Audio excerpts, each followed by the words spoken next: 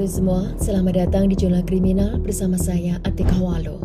Mari bersiap membedah lembaran fakta tentang sisi tergelap manusia yang kerap tertutup fata morgana. Disinilah ruang diskusi kita, tempat berkumpulnya para pecinta true crime dari berbagai penjuru dunia. Sebelum tabir misteri berikutnya kita buka, pastikan tombol subscribe dan like sudah Anda raba, lalu tinggalkan jejak pemikiran Anda di kolom komentar yang terbuka, serta bagikan video ini ke media sosial Anda sekarang juga. Mari kita selami kronologi kasus selengkapnya. Kasih ibu sering diibaratkan sebagai samudra yang tak bertepi. Namun, realitas tak selalu seindah perumpamaan. Tidak semua wanita yang melahirkan memiliki naluri keibuan, dan tidak sedikit wanita berhati malaikat yang justru tak bisa memiliki anak. Ada ibu yang rela berkorban nyawa, namun ada pula yang menyimpan kegelapan di balik senyumannya. Kisah kali ini bukan sekedar tentang pembunuhan. Ini adalah sebuah tragedi ironis tentang seorang wanita yang mengorbankan segalanya demi kebaikan darah dagingnya. Namun, justru menuai maut dari benih yang ia besarkan sendiri. Pada tanggal 7 Juni di tahun 2008, kejanggalan menyelimuti keseharian Kang Maxim. Wanita berusia 42 tahun yang bekerja sebagai pelayan bar karaoke ini sudah 2 hari tak menampakkan diri tanpa kabar. Merasa ada yang tak beres, seorang rekan kerja memutuskan untuk mendatangi kediamannya. Di sana lampu apartemen masih menyala terang, namun ketukan dan panggilan dari luar hanya disambut oleh keheningan yang mencekam. Didorong oleh firasat buruk, ia mencoba mendorong pintu depan yang ternyata tak terkunci. Langkahnya terhenti di ruang bagian tengah. Pemandangan di depannya bagaikan sebuah mimpi buruk yang jadi kenyataan. Tubuh Maxim tergeletak tak bernyawa di atas lantai, terendam dalam genangan darah pekat yang sudah mulai mengering. Polisi pun segera tiba di tempat kejadian. Polisi lokal menyebutnya sebagai salah satu pembunuhan paling sadis dan brutal dalam sejarah wilayah tersebut. Ternyata korban dieksekusi dengan 39 luka tusukan di sekujur tubuhnya. Kekejaman tidak hanya berhenti di situ saja. Wajah korban juga disayat habis-habisan, sebuah upaya keji untuk melenyapkan identitasnya. Sementara beberapa giginya hancur berantakan akibat hantaman benda tumpul. Di apartemen lantai 2 itu, sebuah jendela kamar dibiarkan terbuka lebar, menyisakan jejak sepatu but bercak darah di atasnya, dan kesan pertama mengarah pada perampokan yang berujung maut karena seisi rumah tampak porak-poranda. Namun saat penyidik menyelidiki tempat kejadian dengan lebih teliti, cerita yang coba dibangun oleh pelaku berlahan runtuh. Kejanggalan demi kejanggalan mulai bermunculan di tempat tersebut. Ruangan itu memang sengaja diacak-acak, seolah-olah baru saja disatroni oleh perampok. Tapi anehnya, saat polisi memeriksa laci yang berantakan itu, dompet dan perhiasan milik korban dibiarkan di sana begitu saja. Tidak ada satupun barang bernilai yang dibawa kabur oleh pelaku. Dari temuan barang yang utuh tadi, kesimpulannya menjadi sangat jelas. Tempat kejadian perkara atau TKP itu telah direkayasa. Pelaku sengaja membuat seisi rumah berantakan agar polisi tertipu dan mengira ini adalah kasus perampokan biasa. Fakta yang paling mengerikan lagi adalah 39 luka tusukan di tubuh korban. Pelaku yang hanya ingin merampok atau melumpuhkan seharusnya tidak perlu menusuk korban sebanyak itu. Luka sebanyak itu adalah sebuah overkill. Ini menjadi bukti nyata adanya luapan emosi, kemarahan yang meledak-ledak, dan kebencian yang teramat dalam dari sang pelaku terhadap korban. Dengan ketiga temuan itu, polisi semakin yakin bahwa pelakunya bukanlah orang asing yang menginginkan harta, melainkan seseorang yang memiliki dendam pribadi yang sangat gelap kepada korban. Tanpa adanya kamera CCTV di area tersebut, penyidik harus bekerja ekstra keras merangkai kepingan teka-teki di dalam rumah tersebut. Penyelidikan beralih pada kehidupan personal korban. Maxim adalah seorang janda yang bercerai 7 tahun silam. Awalnya ia tinggal di apartemen itu bersama dengan putra tunggalnya, Kim Jong-gyun, yang berusia 20 tahun. Sebelum akhirnya pemuda itu memutuskan untuk pindah ke apartemen lain beberapa bulan sebelum kejadian. Fokus polisi sempat tertuju pada kekasih korban, seorang pria berinisial B. Para tetangga sering mendengar pertengkaran hebat antara Maxim dan B ini saat pria itu berkunjung ke apartemen Maxim. Pada hari kejadian, suara jeritan keras sempat memecah keheningan apartemen. Namun tetangga mengabaikannya, mengira itu hanyalah keributan biasa. Kesaksian ini diperkuat oleh Kim, sang anak. Saat tiba di TKP, Kim tampak sangat terpukul dan syok. Dengan penuh keyakinan, ia menuduh B sebagai pembunuh ibunya karena pria itu sangat pecemburu. Kim bahkan secara khusus mendesak polisi untuk melakukan otopsi agar kematian ibunya segera diusut secara tuntas. Polisi pun langsung menangkap pria yang berinisial B itu.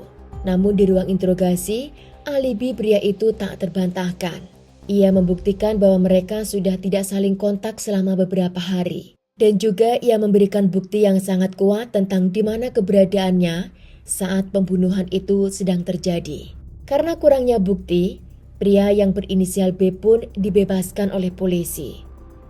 Penyelidikan menemui titik terang yang mengejutkan saat polisi menggali jejak finansial korban. Mereka menemukan sebuah fakta yang sangat mencengangkan. Terdapat 13 polis asuransi jiwa atas nama Kang Maxim. Asuransi tersebut baru dibuat secara masif setahun sebelum kematiannya.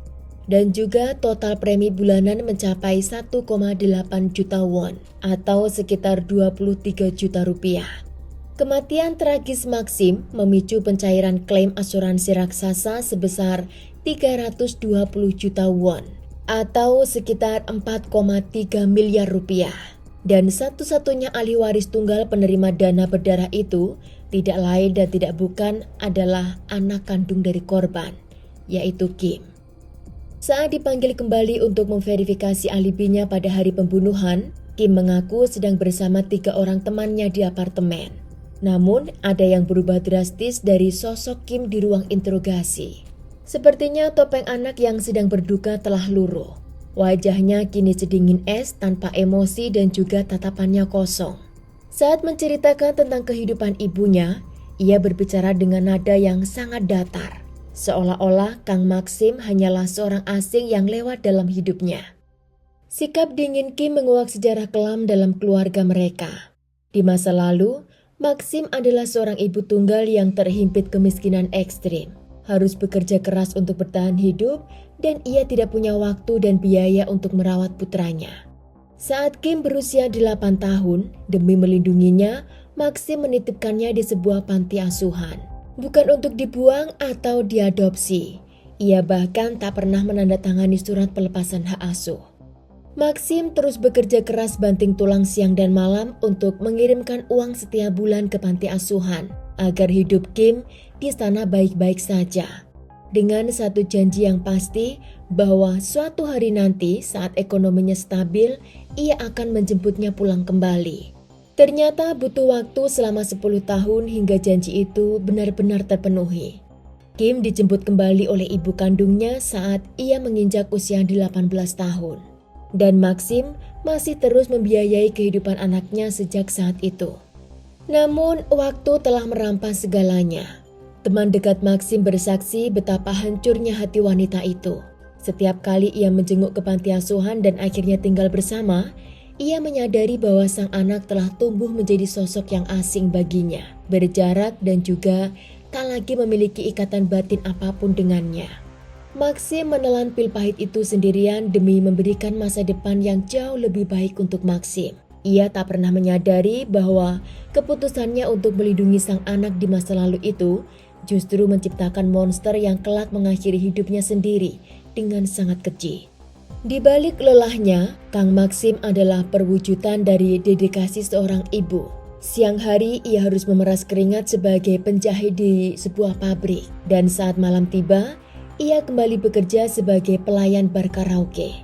Rutinitas tanpa henti ini ia lakukan demi satu tujuan, membayar premi asuransi jiwanya dan menabung untuk masa depan sang anak. Maxim pernah berkata, jika kelak terjadi sesuatu pada dirinya, ia ingin memastikan Kim tidak akan pernah menderita karena kemiskinan. Sebuah niat suci yang ironisnya justru menjadi surat undangan bagi mautnya sendiri. Di tengah penyelidikan, penyidik menemukan sebuah petunjuk krusial. setetes darah yang tertinggal di gagang pintu depan apartemen. Darah bergolongan O tersebut menjadi saksi bisu bahwa pelaku kemungkinan besar juga ikut terluka akibat pergumulan sengit melawan korban. Namun, alih-alih memberikan jawaban, petunjuk itu justru membuat misteri semakin pekat. Darah misterius itu sama sekali tidak cocok dengan kekasih korban, tidak identik dengan Kim, maupun kedua teman yang diklaim Kim berada bersamanya malam itu. Kebuntuan itu akhirnya pecah saat tim penyidik melakukan penggeledahan di apartemen milik Kim. Di dasar tempat sampah, mereka menemukan sebuah barang bukti krusial yang sengaja disingkirkan, secarik perban bekas yang masih berlumuran darah. Hasil uji forensik mengungkap fakta yang sangat menggetarkan. Darah pada perban tersebut bergolongan O, sama persis dengan jejak mematikan di TKP. Temuan ini menuntun polisi pada satu kesimpulan yang sangat mengerikan. Sang eksekutor berdarah dingin itu ternyata berlindung di balik pintu apartemen Kim. Kini, teka-teki baru yang jauh lebih gelap muncul menghantui kepala mereka. Siapakah sosok bayangan yang tak bernama itu? Penyelidikan kini bergeser pada lingkaran pergaulan Kim. Pada hari kejadian, Kim beralibi sedang berada di apartemennya bersama dengan 3 orang teman. Polisi pun membawa mereka satu persatu ke ruangan interogasi. Ketegangan mulai membuahkan hasil. Salah satu teman Kim menunjukkan gelagat yang sangat cemas. Di bawah tekanan penyidik, runtuhlah kebohongan awal mereka. Ia mengaku bahwa malam itu sebenarnya ada 4 orang. Satu nama sengaja mereka tutupi. Nama itu adalah Cho Kwang-wan, sahabat karib Kim sejak mereka sama-sama tinggal di panti asuhan. Sadar dirinya diburu oleh polisi, Cho melarikan diri sehari setelah pembunuhan. Namun, pelariannya tak berlangsung lama. Pada tanggal 26 Juni di tahun 2008, polisi berhasil menyergap Cho di wilayah Gunsan yang berjarak beberapa kilometer dari TKP.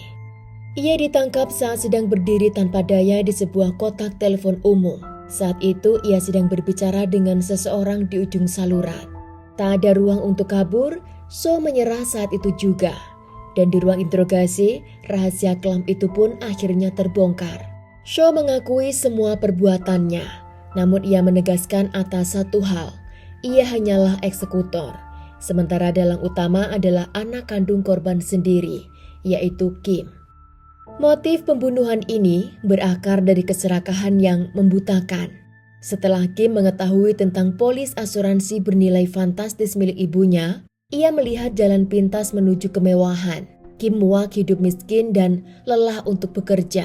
Dalam benaknya, kematian sang ibu adalah satu-satunya cara untuk mencairkan harta tersembunyi tersebut. Kim kemudian menghasut Cho dengan janji manis. Jika asuransi itu cair, mereka akan hidup bergelimangan harta bersama-sama. Di sisi lain, Cho memiliki dendam pribadi yang sangat konyol terhadap korban. Setelah keluar dari panti asuhan, Kim sempat mengajaknya tinggal di rumah Maxim. Selama 3 bulan, Maxim merawat Cho bak anak sendiri. Namun, melihat kedua pemuda itu hanya bermalas-malasan di rumah, Maxim menasihati mereka untuk mencari pekerjaan karena usia mereka sudah menginjak 18 tahun. Nasihat seorang ibu yang ingin mengajarkan kemandirian itu justru dianggap Cho sebagai hinaan dan pengusiran. Pada tanggal 7 Juni di tahun 2008, rencana keji itu akhirnya mereka eksekusi. Pagi harinya, Kim sengaja mencekoki teman-temannya dengan minuman keras hingga mereka tertidur pula di dalam apartemen. Memanfaatkan momen itu, Kim dan Cho menyelinap pergi untuk menuju ke apartemen Maxim.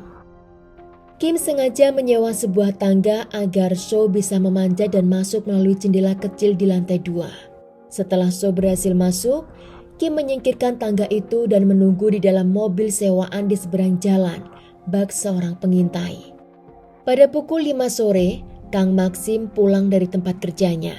Melihat ibunya masuk, Kim memberikan sinyal mematikan kepada Cho.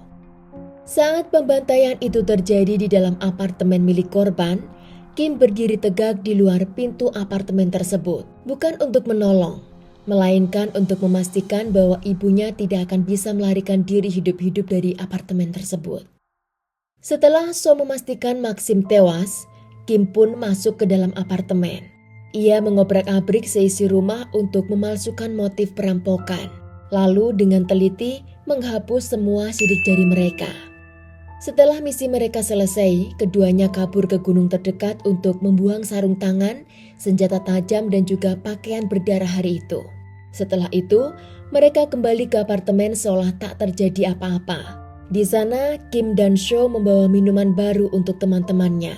Tanpa mereka sadari, mereka baru saja berbagi ruangan dengan 2 orang pembunuh. Saat ditangkap, Kim terus bermain peran. Ia menolak mentah-mentah semua tuduhan dan menyebut pengakuan Sho sebagai kebohongan belaka. Namun, kebohongan Kim dipatahkan oleh bukti-bukti forensik dan digital.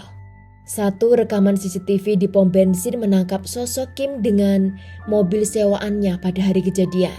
Dan kesalahan kedua yang paling fatal yang Kim lakukan hari itu, ia lupa menghapus satu sidik jarinya yang ada di jendela tempat Sho memanjat untuk masuk. Kebenaran ini menghancurkan hati kerabat Maxim. Mereka tahu betapa sang ibu sangat membanggakan Kim dan selalu menempatkan putranya itu di atas segala kepentingan pribadinya. Terbojok oleh bukti, Kim akhirnya menyerah. Namun, ia masih mencoba mencuci tangan dengan berdalih bahwa ia tak pernah memerintahkan Sho untuk menusuk ibunya hingga 39 kali. Penyelidikan lebih dalam mengungkap fakta yang sangat mengejutkan. Pembunuhan ini telah didanai dari hasil kejahatan lain. Pada tanggal 25 April di tahun 2008, 2 bulan sebelum pembunuhan terjadi, Kim dan Sho ternyata membobol sebuah warung kopi dan mereka mencuri kartu kredit milik pemilik warung. Uang senilai 100.000 won dari kartu tersebut mereka gunakan untuk menyusun rencana pembunuhan terhadap Maxim. Pada tanggal 12 November di tahun 2008, pengadilan telah menjatuhkan hukuman penjara seumur hidup untuk keduanya dan mereka berusaha mengajukan banding. Namun, pengadilan langsung menolak. Di tahun 2009 dalam sidang ulang, kekejaman mereka diganjar dengan hukuman mati. Kasus itu kemudian dilimpahkan ke pengadilan tinggi pada tanggal 23 Juni di tahun 2009. Di persidangan, Kim masih mencoba memanipulasi simpati hakim. Ia berusaha menyalahkan ibunya, menjajakan narasi sebagai anak malang berusia 8 tahun yang ditelantarkan di panti asuhan. Namun, hakim tak bergeming. Trauma masa lalu tidak bisa membenarkan sebuah konspirasi pembunuhan yang begitu dingin dan terencana. Keadilan manusia mungkin tertunda oleh proses hukum, namun pengadilan nurani menghancurkan mereka dari dalam. Pada akhir tahun 2011 dan awal tahun 2012, pihak penjara mengumumkan bahwa Kim dan Sho akhirnya bergantian mengakhiri hidup mereka sendiri di dalam sel tahanan. Kisah ini meninggalkan satu renungan kelam yang sangat mendalam, bahwa ketulusan semurni apapun dan pengorbanan sebesar apapun, jika ditanam pada tanah yang serakah dan tak tahu diri, hanya akan tumbuh menjadi racun yang membinasakan. Itulah akhir dari pembahasan kasus kita hari ini. Jika Anda menyukai konten narasi kriminal seperti ini, dukungan berupa like, komentar, dan share dari Anda akan sangat berarti bagi perkembangan channel kami. Terima kasih banyak atas waktu Anda. Sampai jumpa di pengungkapan kasus berikutnya.